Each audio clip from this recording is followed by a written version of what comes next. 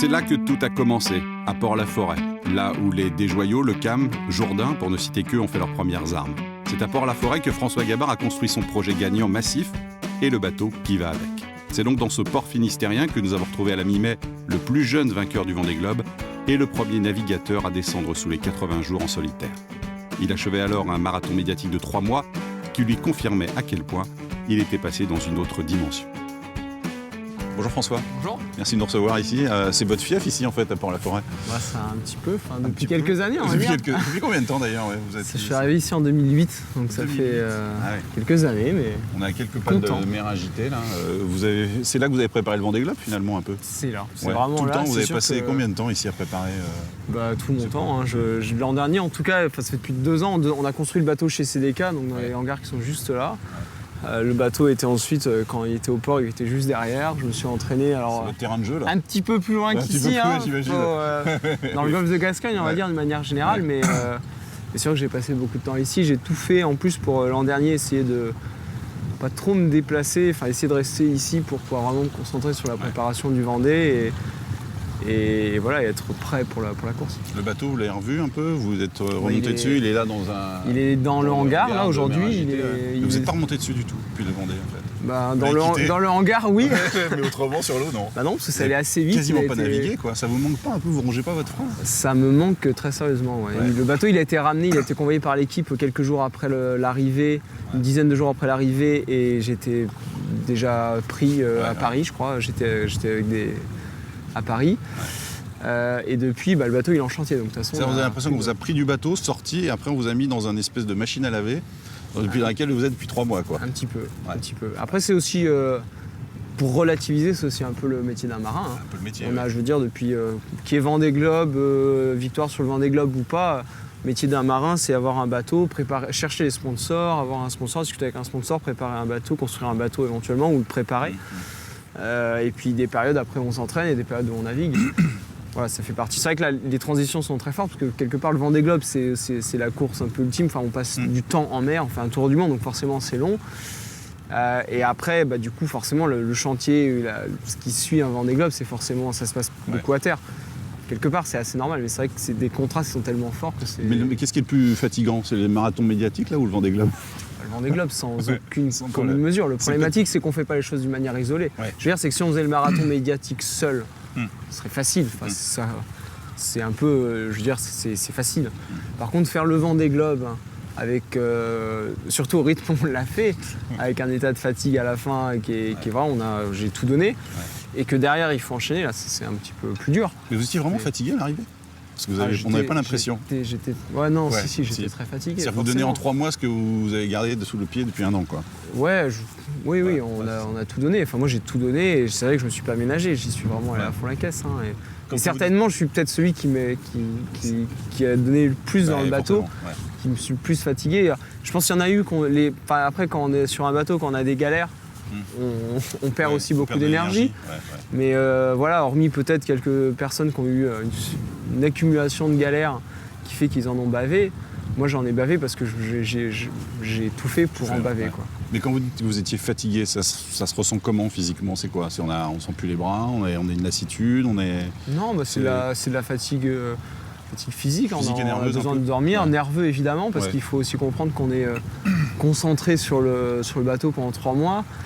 On est vraiment, même si on va dormir de temps en temps, même quand on dort, on est toujours à l'écoute du bateau, on est toujours sur le qui-vive, prêt à se réveiller. Donc on a le cerveau, il y a une partie du corps en tout cas qui, elle, se repose jamais, qui pendant 3 mois est en activité, avec une certaine pression, parce que au-delà de la pression de la compétition évidente, il y a aussi la contrainte d'être sur un bateau, faire un tour du monde, dans un milieu hostile, sur un bateau qu'il faut surveiller en permanence. C'est vrai que ça demande un peu de concentration.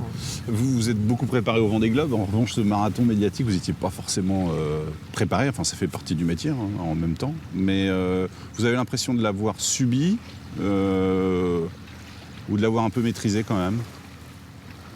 Un petit peu des deux. Forcément, c'est quelque chose qui arrive et on n'a pas.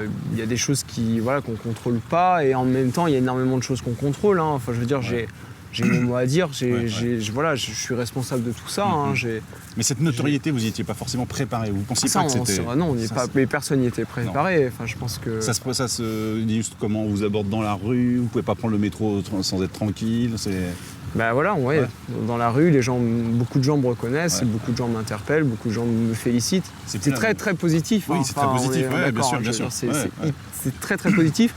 C'est valorisant, c'est hyper agréable de rencontrer des gens qui ont pris du plaisir à regarder le Vendée Globe, sur le Vendée Globe. C'est très positif pour le Vendée, la voile, la course au large de manière générale, parce que ça veut dire qu'il y a vraiment eu beaucoup de personnes qui ont suivi la course. Et par contre, on n'y est pas du tout préparé. Mais vous pensiez que ça touchait un public aussi large que ça, quoi? Non. Pas que des gens qui font de la voile, pas des gens qui n'ont jamais vu la mer. On le sait, on s'en doute, mais c'est vrai que c'est toujours assez surprenant. Est-ce qu'il y a un message d'une personnalité ou d'un anonyme d'ailleurs qui vous a touché plus qu'un autre?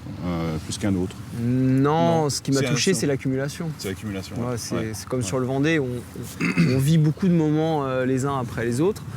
Et si on isole un moment, si on prend 1 heure du Vendée, même les moments très forts, un moment de tempête, un moment de passage du Cap Horn, même la ligne d'arrivée. Si on vit que la ligne d'arrivée et qu'on ne vit pas les 78 jours qu'il y a avant, ça prendra pas beaucoup de sens. Par contre, l'accumulation de tout ça, ça prend du sens. Et c'est pareil, les messages de félicitation, toutes les personnes que j'ai pu rencontrer, si j'en prends qu'une toute seule, ça fait pas la même chose que les milliers que j'ai rencontrés et que j'ai reçus. C'est pas pesant au bout d'un moment? Non. C'est pesant, oui, c'est forcément pesant parce que c'est beaucoup pour gérer pour un seul homme. Physiquement parlant, c'est beaucoup. Et en même temps, c'est aussi très gratifiant, très positif. Puis tout le monde vous réclame, y compris votre famille, vos amis. Vous arrivez à donner un peu à tout le monde, c'est ça? Ce qui est difficile, justement, c'est des fois de donner à mes proches. Et clairement, je pense que ma famille et mes amis, je les ai très peu vus ces derniers mois. Parce que j'avais pas le temps et que j'ai passé énormément de temps. Vous regrettez pas la solitude du Vendée Globe un peu des fois là? Non, parce que je suis content de rencontrer toutes ces personnes. Et justement, ma famille, mes amis, je suis content de les voir. Je les ai trop peu vus, mais j'ai eu aussi cette chance de voir d'autres personnes. J'ai eu cette chance de faire le Vendée Globe. C'est mon rêve. Je veux dire, je suis conscient de la chance que j'ai eu de faire ça. Si j'ai fait ça, c'est grâce aussi à mon sponsor. Si j'ai grâce à mon sponsor, c'est grâce aux gens qui suivent et qu'à un moment donné, il faut bien que faut bien que ça tourne et c'est normal. Par contre, c'est sûr que c'est pas rien. C'est quelque chose à prendre en compte. Faut pas vous dites que c'était un rêve effectivement que vous aviez réalisé, mais vous avez réalisé maintenant que ça y est, que vous avez fait ce tour du monde, qu'en plus vous l'avez gagné. Évidemment, on vous a posé beaucoup de questions dessus, donc vous le savez, mais est-ce que vous, intérieurement, vous le réalisez? Je commence à le réaliser, mais je pense que je mets du... Enfin, je pense que je suis au début de ce cheminement. Non, parce que depuis 3 mois, j'ai pas eu le temps de vraiment prendre du recul sur tout ça. J'ai pas eu le temps d'être seul ou d'être un peu éloigné de cette course pour être capable de la regarder avec un peu de recul. J'étais en permanence dans la sollicitation, dans l'échange avec d'autres personnes qui ne permet pas d'avoir...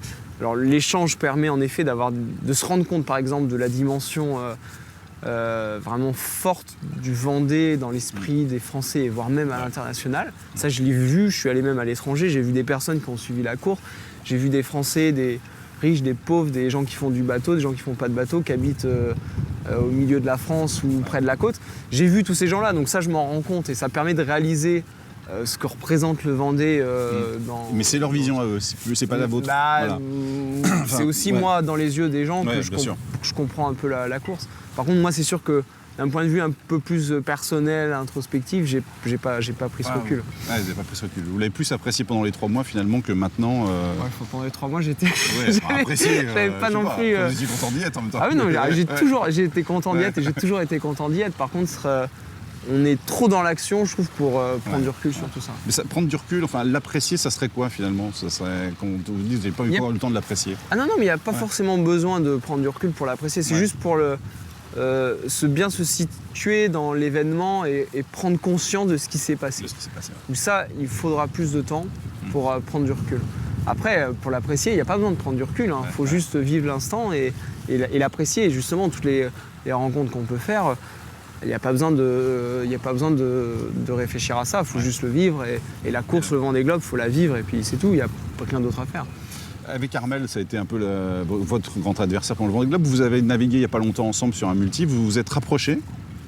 Est-ce que ça... Je pense que tous les coureurs du Vendée, Enfin, je pense que quand on vit quelque chose comme ça, forcément, il y a quelque chose qui se passe. Il n'y a pas forcément de la fraternité, il y a de la solidarité, mais il n'y a pas forcément de la fraternité. Je pense qu'il y a tout pour qu'elle y soit. Et c'est sûr qu'avec Armel, il s'est passé quand même quelque chose de très fort. On a vraiment été tous les deux ensemble. Je pense qu'on avait, avant la course, beaucoup de respect l'un pour l'autre. On avait aussi déjà beaucoup navigué l'un contre l'autre.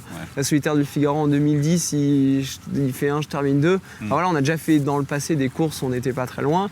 On s'est entraîné ici. Enfin, voilà, Puis vous avez passé une semaine après le Vendée Globe ensemble, à Paris, dans et après le Vendée, c'est sûr qu'on a passé déjà pas mal de temps ensemble. Et c'est sûr que... Enfin, voilà, je pense que dans 50 ans, on pourra nous parler du Vendée, on pourra en reparler avec, je pense, beaucoup d'émotions, parce qu'on a vécu tous les deux quelque chose de très fort. Et comment vous avez refait la course un peu tous les deux, justement, quand vous êtes cette semaine-là ensemble Un petit peu, c'est vrai, via même avec certains journalistes, quand on nous posait la question qu'on était tous les deux, on en a parlé. Mais et quelque part, là, voilà, pour avoir navigué avec lui sur le maxi il y a quelques jours, je pense que ce soit lui ou moi, je pense qu'on est déjà reparti dans la suite. Et lui, il est sur son nouveau projet, il est sur la solitaire du Figaro là cet été. Moi, je suis dans la Transat Jacques Vabre l'hiver prochain. Et je pense que nous, on a rapidement fait notre débrief, on en a parlé, on a fait un débrief météo, on a discuté. Et je pense qu'on est déjà parti dans l'avenir. Peut-être plus rapidement que notre entourage autour de nous. On va revoir justement quelques souvenirs de votre Vendée Globe avec Armel justement. Voilà l'océan Indien dans toute sa splendeur. Il y a 35-40 nœuds et surtout une mer diabolique. Et là, derrière, c'est Bangkok. Avec Bangkok, elle est collée serrée, on va dire. Je vais vous montrer l'animal. J'essaie de me caler devant lui, je vais plus vite que lui. Je sais pas pourquoi. Mais j'ai une petite J3 Stessel. Je sais pas si c'est ça. Ça, c'est le grand secret de la course. Alors ça, c'est une vidéo évidemment qu'on n'a pas vue pendant le Vendée Globe, et pour cause. Ça, c'était la fameuse voile cachée secrète. Non, c'est pas cette voile. Enfin, c'est une autre voile là, parce que ça, c'est une voile qu'il avait à bord, la J3 Stessel. C'est juste une voile, c'est une voile en plus qui était facile à dérouler et qu'il avait, donc là, j'étais pas sûr de lui montrer parce que il aurait pu justement la mettre. Donc c'est pas la fameuse MDTK. Mais voilà, mais c'est une voile qui était qu'on peut utiliser en complément, et c'est vrai que je sais pas pourquoi il l'avait pas mise à ce moment-là. J'avais l'impression que ça allait un peu mieux. Je savais pas si ça... Il y a des choses à des moments qu'on montre pas. Là, on a vraiment vu le côté sportif du Vendée Globe comme jamais on l'avait vu avec vous deux, en fait. Là. Enfin, quand on voit ce qu'on voit là, c'est... Je pense qu'on a basculé la course. Dans une autre le Vendée Globe, c'est une aventure à la base. Vraiment, je pense qu'il y a quelques personnes qui se sont dit on va faire le tour du monde en solitaire. Donc vraiment, à la base, c'est une aventure. L'aventure y est toujours. J'ai toujours revendiqué ça, parce que même si je suis compétiteur, je considère qu'aller faire un tour du monde sur un bateau comme ça, il y a une part d'aventure. Et que ce soit Armel ou moi, je pense que tous les deux, il y a une part d'aventure, mais il y a aussi évidemment une part de sport, de compétition, de performance. Et je pense qu'on a réussi à amener d'une manière vraiment importante cette part de compétition dans le Vendée. Et c'est sûr, je suis assez fier d'avoir... Enfin, aujourd'hui, je pense que si on a parlé du Vendée Globe sur cette édition, c'est beaucoup pour le sport, pour la compétition qu'il y a eu avec Armel et puis avec d'autres, avec Jean-Pierre, avec Bernard, tous les bateaux qui étaient devant. On a amené la course dans un domaine sportif et pas non plus que pour des drames, parce que c'est aussi ce qui a fait l'histoire du Vendée. On a rajouté une dimension sportive qui existait déjà. Évidemment, il y a toujours eu des duels, Vincent, Jean en 2004, Mich avec tout le monde qui a traversé, Hélène et Mich en 2000. Enfin voilà, il y a toujours eu. Évidemment, c'est une compétition. Mais je pense que voilà, on a remis encore une couche pour amener cet événement dans le domaine du sport et de la compétition encore plus que ce qu'il était jusqu'à présent. Est-ce que en mer, ça vous paraissait aussi exceptionnel que ça le paraissait à terre pour vous? Ou c'était juste dans la course Peut-être pas, parce que nous, on était dans notre bulle, concentrés depuis plusieurs mois, même avant la course. C'est vrai que on se rend bien compte qu'on fait quelque chose de pas banal, ça c'est sûr. Et même d'un point de vue vraiment personnel, c'est quelque chose qu'on n'a jamais fait avant. On va chercher des choses en nous qu'on ne fait pas dans la vie de tous les jours. Et voilà, on se rend bien compte qu'on fait quelque chose d'exceptionnel. Et après, par contre, la façon dont les gens le suivent, la folie quelque part qu'il y a à terre dans le suivi de la course, ça vous l'avez pas. Ça, on s'en rend pas compte. Vous en rendez pas compte. Alors là, on va revoir une autre vidéo, que j'aime beaucoup aussi. Je suis fatigué. Pas beaucoup dormi la nuit dernière. Et des moments aussi t'as envie d'arrêter. T'as envie de... Quand t'as une galère technique, quand tu bricoles et que t'arrives à la réparer, putain, ça me donne la pêche, moi. Je me dis, putain, si j'arrive à réparer ça, y a rien qui peut m'arrêter, quoi.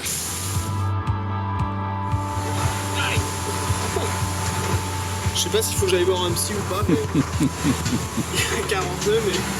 Je dois avouer que je trouve ça bon. Faut être dessus, faut être dedans, faut être là, faut être présent. Hey, c'est pour ça que je fais mon école. Pour vivre ces moments-là. Je suis bien content d'avoir une véranda. Vous êtes un peu maso, quoi, en fait.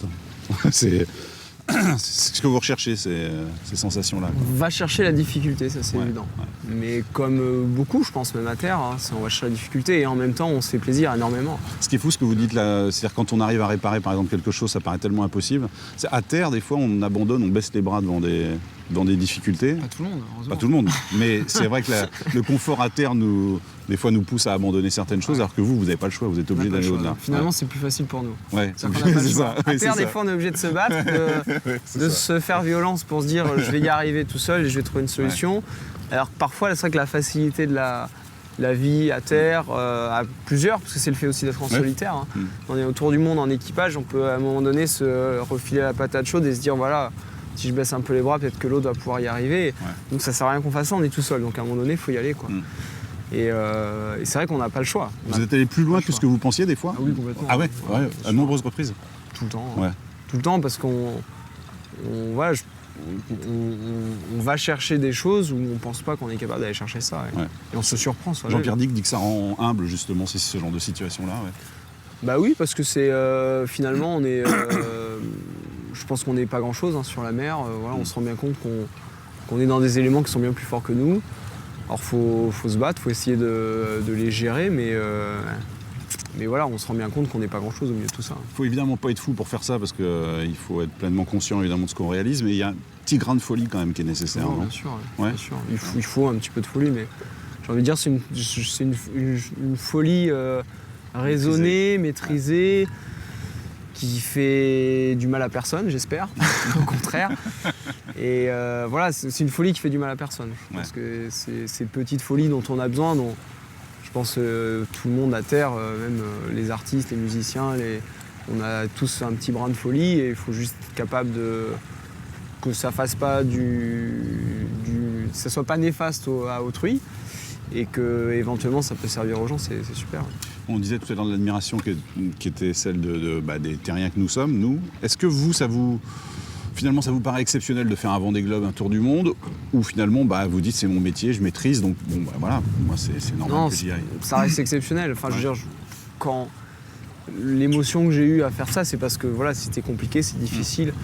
Et je sais que c'est pertinemment que c'est difficile. Et c'est pas parce que je l'ai fait, je sais que c'est possible.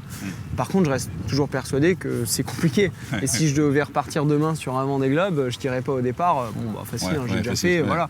Non, parce que c'est difficile et qu'on est bien conscient que c'est difficile. Et on sait aussi pertinemment qu'il y a eu des grands marins qui ont été au départ de cette course qui n'ont pas réussi à la terminer, sur cette édition, mais aussi sur d'autres éditions dans le passé. Et ça sera toujours le cas. Et voilà, et je pense que jamais personne pourra se mettre au départ du Vendée en se disant c'est facile. Non, c'est difficile. Vous n'avez rien laissé au hasard, évidemment, dans la préparation, parce que vous disiez, vous le dites tous d'ailleurs, tous jouent un peu avant, et Michel Desjoyaux l'avait dit le premier. Est-ce qu'il y a quand même une part d'instinct à laquelle vous faites place pendant la course? Pas complètement, tout le temps. Tout le temps dans la préparation, enfin tout le temps non, mais on essaye on peut pas dire on laisse rien au hasard, on essaie de minimiser la place du hasard. Il en reste toujours. Il y a une partie d'incontrôlable, on est sur la mer, la météo, on peut même parler des exemples concrets cette année, il y a la rencontre avec des ovnis dans l'eau. Aujourd'hui, on n'est pas capable de gérer ça, donc il y a une place de hasard, on essaie juste de diminuer cette part de risque incontrôlable. Et après, dans la gestion de soirée, donc on essaie en effet d'être le plus logique, le plus réfléchi, travailler tout ça pour diminuer cette partie-là. Et ensuite, quand on est sur l'eau, il y a aussi de l'instinct, il y a du feeling, il y a de la sensation qui parle, qui nous fait faire. Il y a des critères scientifiques, techniques, on va dire, et puis il y a une partie d'instinct total. Et on joue en fait entre les deux. Et c'est ça que j'aime dans ce métier de marin, c'est d'être. On doit être capable d'aller d'une extrême à l'autre. On doit vraiment être capable. Il y a des moments où il faut absolument être dans le lâcher prise et dans la pure sensation, le pur instinct, parce qu'il y a des moments où il faut décider vite, il faut sentir les choses. Déjà, on est sur un bateau, ça reste très sensitif. Et il y a d'autres moments où il ne faut pas se laisser aller à écouter que ses émotions. Il faut arriver à prendre du recul, à avoir un certain sang-froid, à essayer d'analyser les choses d'une manière la plus objective possible et voilà, être très froid, très cartésien, très rationnel. Ouais. Il faut être capable de faire les deux. Il y a des moments où il faut jongler de l'un à l'autre. Cette course en fait, quoi. Météorologique, émotionnelle, on passe tout le temps de l'un à l'autre. On fait beaucoup de métiers différents et beaucoup d'approches différentes et qui vont quasiment d'une extrême à l'autre. Alors là, on a vu votre joie tout à l'heure. Il y a eu aussi des moments un peu plus... Enfin, c'est pas forcément un moment dur. Je pense que là, vous vous laissez aller aussi par le moment. Je dirais que c'était facile. C'était dur. J'avais besoin de vivre ça et... Je l'ai fait. Les bonnes larmes. C'est juste que je suis en tête du Vendée et que... Voilà. Ça fait plaisir.